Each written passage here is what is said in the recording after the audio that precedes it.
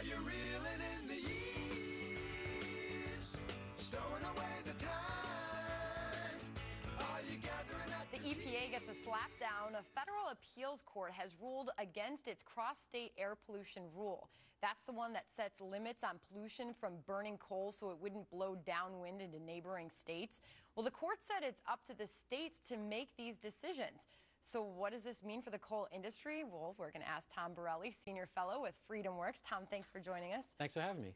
So what does all this mean to the coal industry as a whole? Well, first of all, it shows that the Obama administration is another regulatory overreach with the EPA. And, you know, the court said, forget about it. It slapped that rule away. But the problem for the coal industry, there are other rules. There's a utility MAC rule. There's a greenhouse gas proposed rule. President Obama has a war on fossil fuels, and it's devastating the coal industry. 175 coal-fired power plants are closing. It's really going to be bad in the states in Midwest states like Ohio.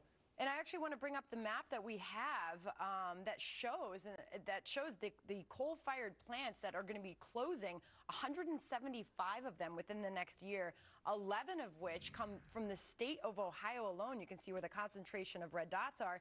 80% of the electricity in the state of Ohio comes from those coal-fired plants. Correct. In West Virginia, 93%. In Indiana, 90%. Missouri, 80%. So basically, President Obama has declared war on those states. Energy prices are going to necessarily skyrocket, but that's what he promised when he was running for president. So you don't believe it's natural market function that's closing these coal plants down? No, I think it's primarily the EPA. Obviously, natural gas is at historic lows, and, you know, that plays into it.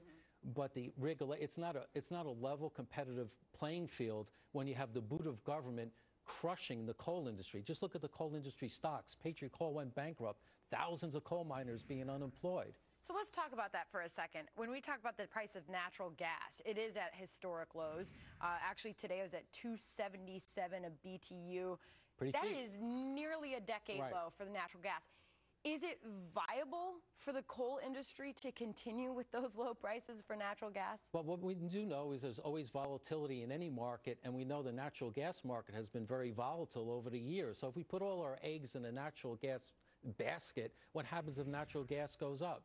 And, you know, we are the Saudi, and we're the Saudi Arabia of coal. Why would you want to shut down one of your natural resources that provides a reliable, cheap source of electricity and jobs? So what do you think does happen here? Because obviously we've been looking at a lot of the coal stocks in the stock market. They've been getting hit on all this news and overregulation from the current administration.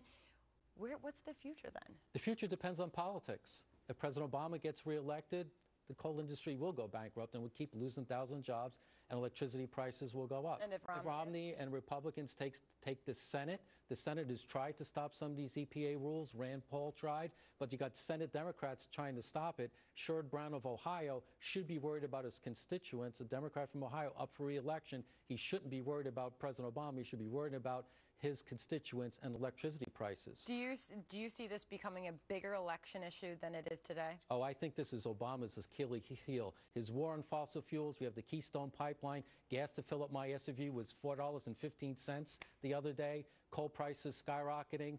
Coal mining unions not endorsing President Obama. I think this is all bad for him and good news for America. All right. Tom Borelli on the passing of this new ruling from the EPA. Thank you so much. Thanks. On the EPA, I should say.